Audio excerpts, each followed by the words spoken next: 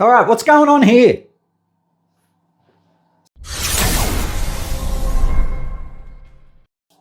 G'day guys, welcome back to another induction series. I'm Jake Bain from Bain Racing, and this is sponsored by Einstein Motors, where they break the science down so you don't have to. All right, today we're going to cover the Lamborghini port. I was on a podcast just this week with Dave from Skunk 2 Racing, and this topic come up, and it's come up quite a few times. So I thought, why not? Let's get a video on it and let's break down what's actually happening and why Lamborghini took this route. Now, the first thing we have to understand is the injector position in the Hurricane. They are both DFI and port injection, and the port injector is very, very, very close to the valve itself. I think it's less than 3 inches from the valve. So, and this will also relate to why valve seat angles on the intake especially are so important, why we need those shear angles. And it comes down to fuel shear and air shear, but this will explain why in the late 90s, early 2000s, somewhere around that era. I remember when the radius seat profiles come in, now absolute disaster. Engines lost anywhere from 10 to 15 foot-pounds and 20 to 25 horsepower just by people using a radius seat rather than a distinct, clear-cut seat angle. And again, the general rule of thumb is 10 to 15 degree increments, but we want clear lines. And this also feeds into why people aren't having success with multiple back cut angles either. I've seen some people on YouTube doing like 5-angle back cuts. Really, all you want is your 45 and your 30, and that is pretty much it. I haven't really seen any benefit past this. I've seen people try different things, but we want to shear off the valve. And there's a few mechanisms that contribute to this, which I'm going to get into in a minute, that explain why. So let's put a few things on. I think I've got everything on the board and we'll get into it.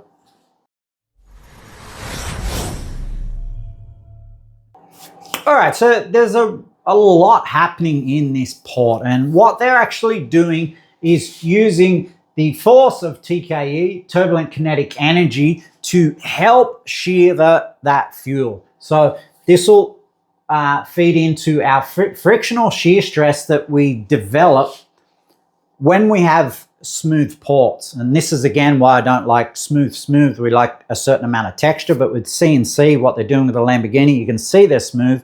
They actually cut them. But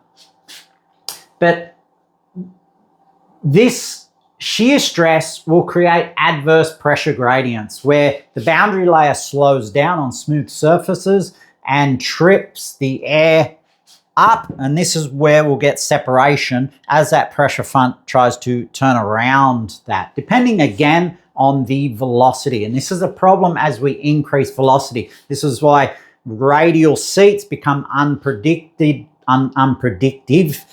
because depending on the velocity through the discharge of the valve, sometimes they'll turn through this mechanism. The Coanda effect,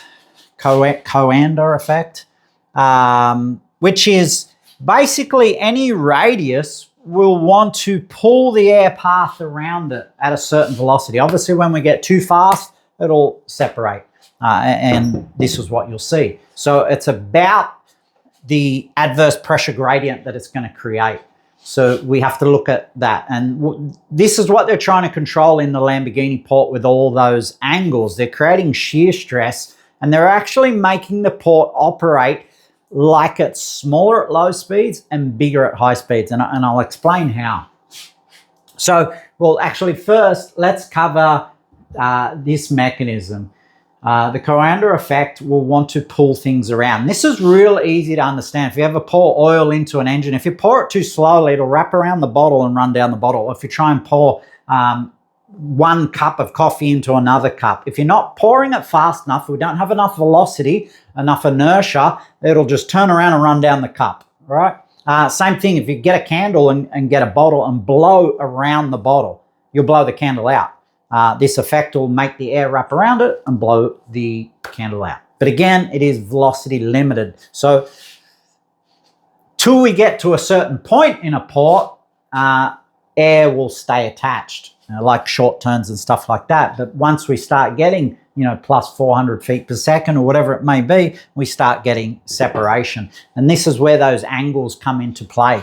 So if we understand a normal valve seat, the angles not only help this shear stress, so they're shearing fuel off, but they also help with reversion, because we've got sharp edges the air wants to enter back into, which causes, if we remember from our induction series about bell mounts, why is a bell mount there? To take that air and enter it into the runner evenly, so we don't get a vena contractor, so we don't get separation. But the drama is, as we rush air back, or as air tries to rush back into the intake, it'll shear off that, creating a vena contractor here. But because we've developed velocity from the other side, we're not going to have that problem. We're going to use the seat edges to create a jet stream now and shear that off, because we don't want it getting stuck under the quench pads. We don't want it wrap arounding under the valve. So we're using these sharp angles to shear that jet stream into the cylinder. So I might clean this off and we'll draw a little bit of the port angles now, and I'll talk about what's actually happening in the port and why it actually works, because again, it can be confusing, and to look at it you'd go, what how does that flow? So I'll clean this off and we'll get into it.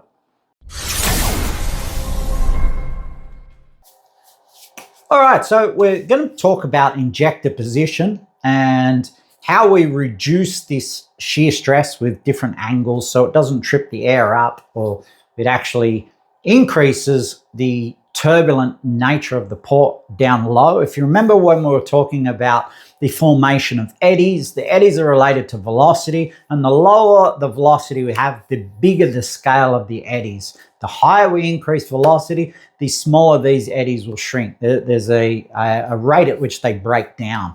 And this will just lead me into injector cutouts. And you'll see the Lamborghini head has a really, really sharp one. And this is something I've talked about importing for 15, 20 years, is the top entry edge into the port, especially with alcohol fuels, E85, methanol and everything. And just in general, we want to keep that edge sharp. It's not part of the port, nor do we want to make it part of the port. And it leads into why the Lamborghini engine is so successful, because we want more turbulence. But for this aspect, we want the fuel to shear off that edge.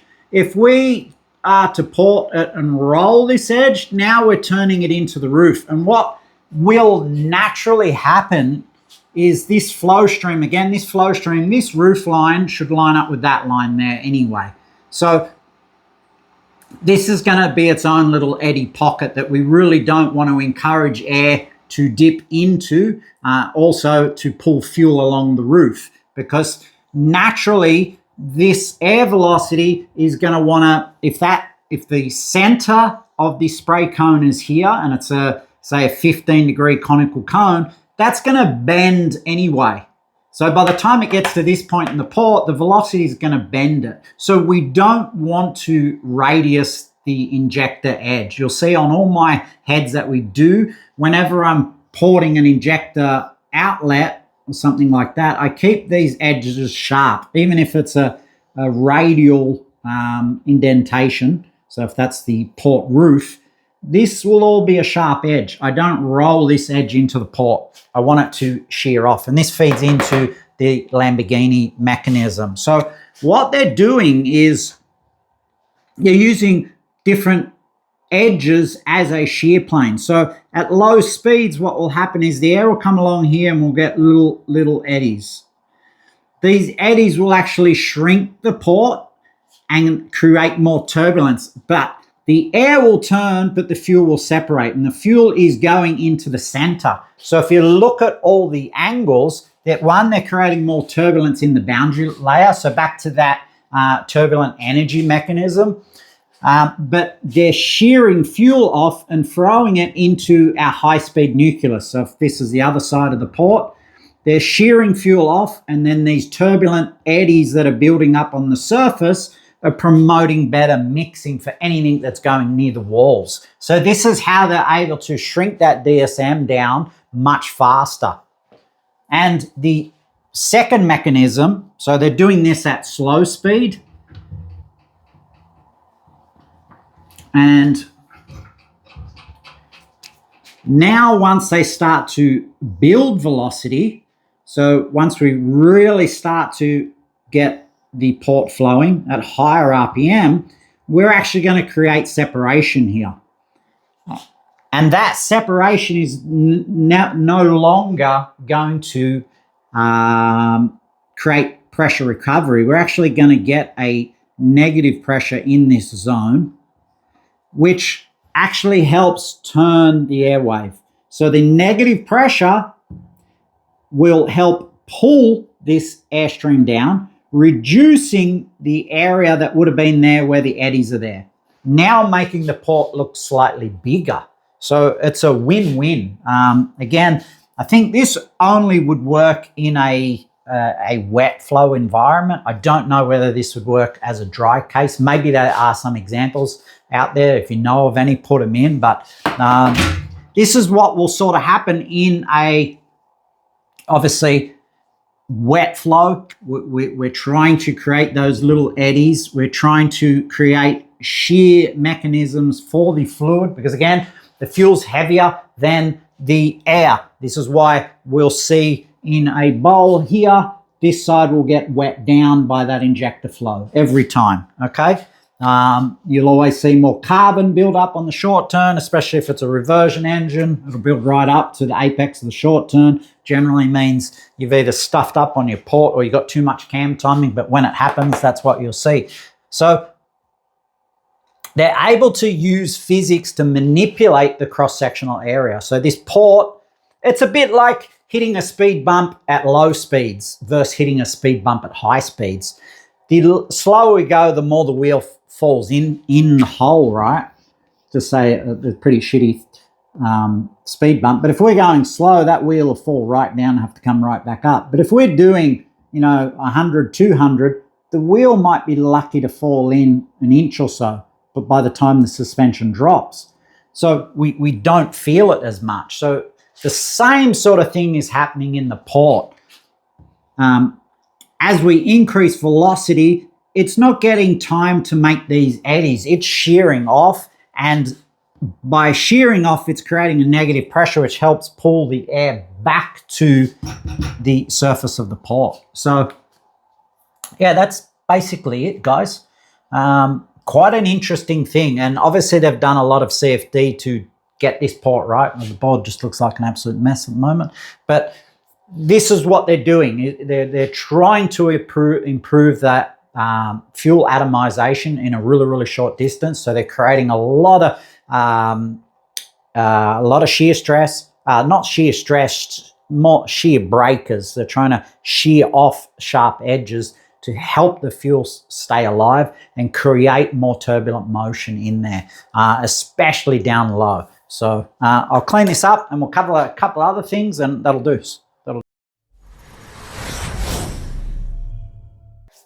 All right, so I've just drawn a couple more pictures, a little bit clearer to see. So big formations of eddy down low and separation at higher speeds, which are actually going to reduce the amount of dead area we create at higher speeds and still getting that fuel shear up into the high velocity area, which will help pull those fuel molecules apart. And this is sort of what I was talking about with the injector.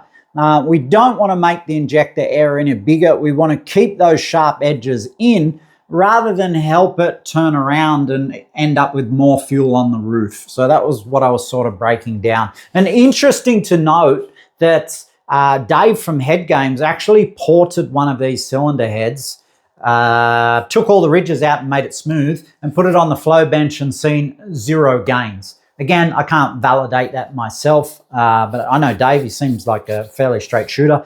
But yeah, it'd be interesting to actually do a back-to-back on one of these heads. I've seen him in real life, but I haven't done a lot of testing with them myself. But yeah, it would be really, really interesting to run a test. But What we need to understand is it's pressure relevant and airspeed relevant. And this is the big thing. This is something we got into on the podcast about airspeeds and testing on a flow bench as well, pressure drop. You know, we need to test ports at higher and higher pressure drop. So everyone knows of your 28 inches.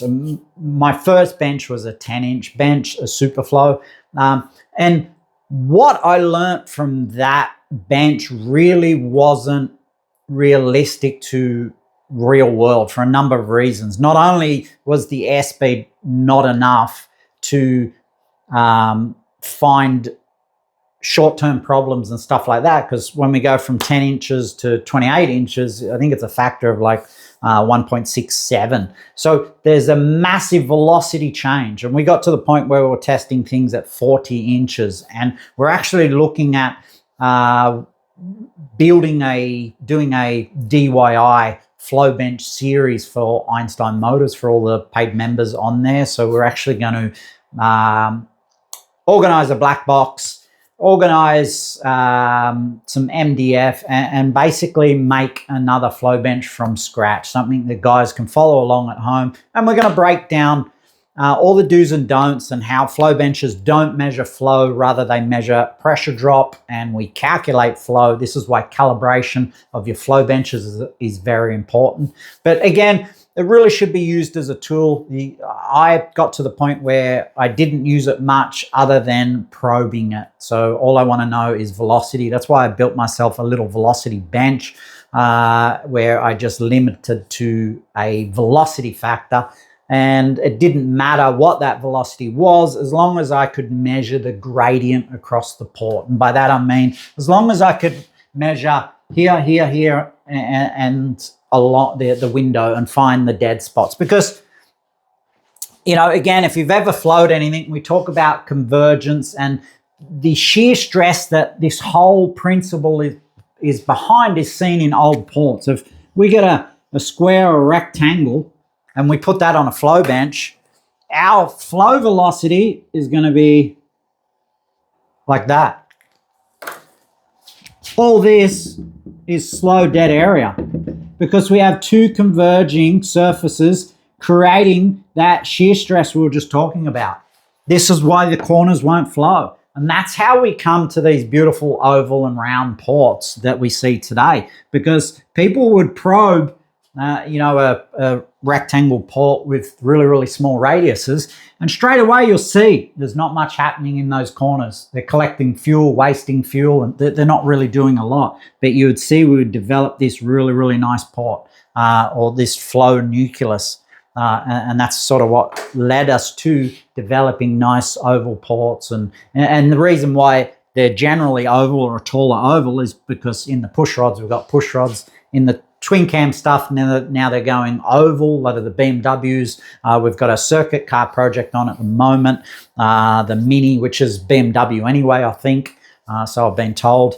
And they're an oval port as well. And we've made an oval billet induction runner for that. But all right, I'll get this cleaned off. There's a couple other things I wanted to cover. So yeah, let's get into it. All right, guys. So I wanted to explain other ways that manufacturers go about reducing the DSM size. And Yamaha, I think it's Yamaha, have an interesting thing. It was a while ago, I read it a couple of years ago. But what they're doing in some of the bikes is actually using the butterfly to shoot the injector onto the butterfly to break the fuel molecules up. And this is creating smaller DSM sizes, so smaller fuel drop sizes. And to help understand why this works so well, if you've ever had a bucket of water and you throw a bucket of water out onto the lawn, what you'll find is, due to the nature of the fluid, it wants to flow as a stream until it hits the floor or something like that. But if you get a bucket of water and throw it up against a wall, it's going to break up and splash back at you, and you're going to get covered in smaller droplets of water. And we have the same approach here in that conical cone, because remember, we have the cone part, which is solid fluid, and then it starts to break away at a certain distance. So you have a fluid cone usually by 250 to 500 thou. Again, it really depends on the injector. That's why you're looking like when we talked about the F1 injectors, and I'm actually going to put a study up on Einstein Motors as a comparison between 2008 and 2009, where they were playing with, they were both 24 hole from memory, but they were putting bigger orifices up in the injector, and they were able to manipulate the DSM size. But what they were doing here is spraying it straight onto the throttle plate and shearing it off. And Audi do a similar thing. They've got a spray plate.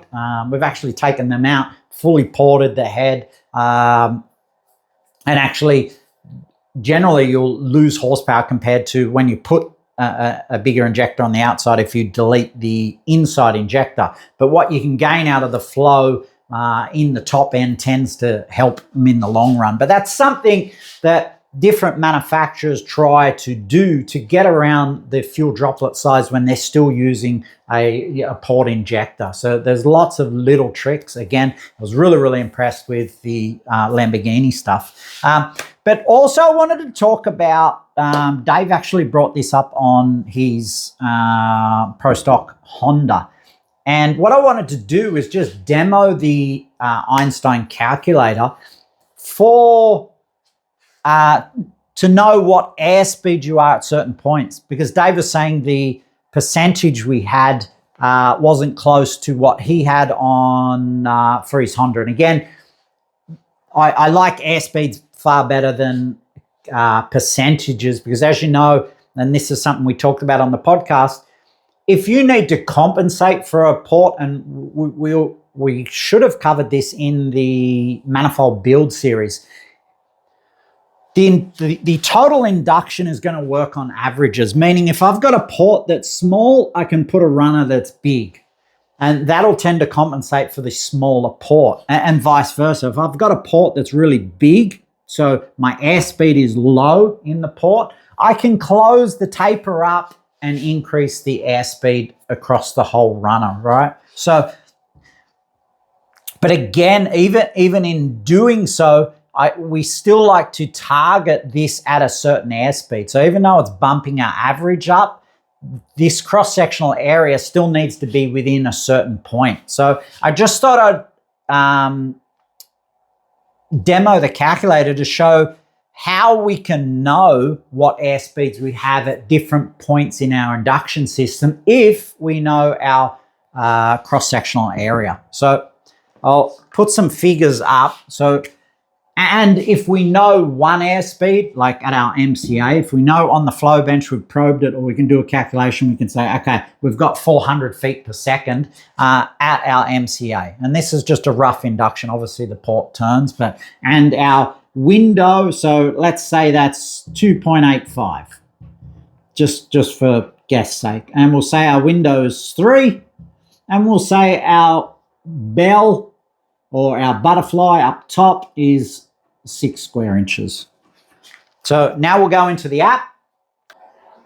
All right, we're in the app. We'll go to the gold members page. We'll go into calculators, and we'll go to minimal cross-sectional area with velocity. No, we won't go there. We'll go to Windows CSA, advanced compression, runner volume, induction velocity.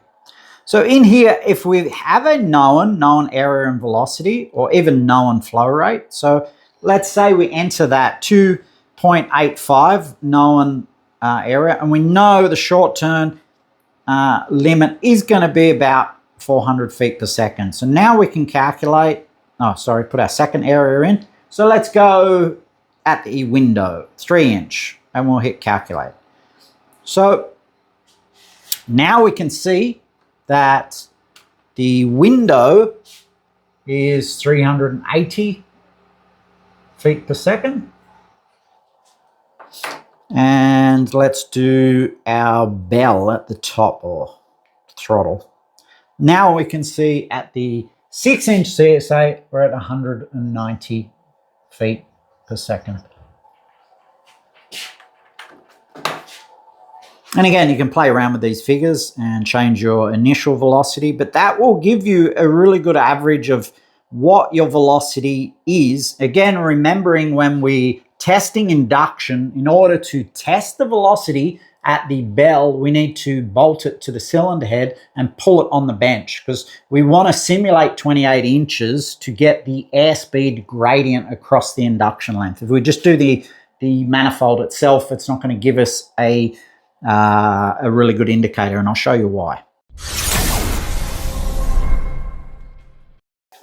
All right, so as you can see, pretty easy to use, and we put our 400 in, we put our, then that was at 285, we put our head CSA in at 3 inch, that gave us a 3.8, 380 feet per second, and we put our 6 inch CSA at the butterfly or close to the bell at 190 feet per second. And generally, I like that up around about 180 feet per second. Again, it's going to depend on what you're doing and what you're compensating for. This is the problem. There's not a one size fits all. This is why I haven't made a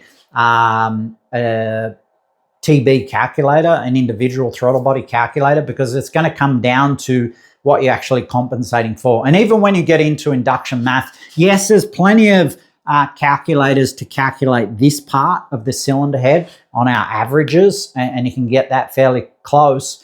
But depending on the limitations of the port, this is where the runner section of your primary induction length is either going to make or break the combo, right?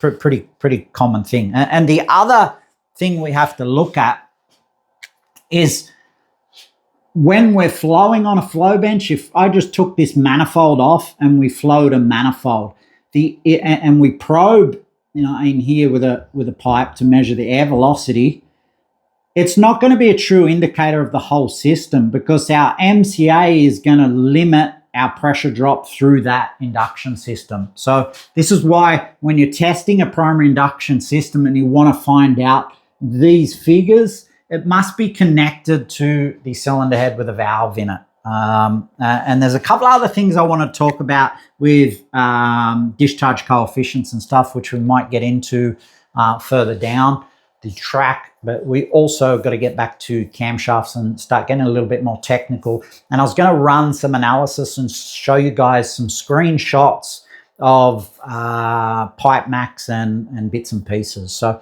anyway, guys, we'll leave it there and I'll catch you next time. Cheers.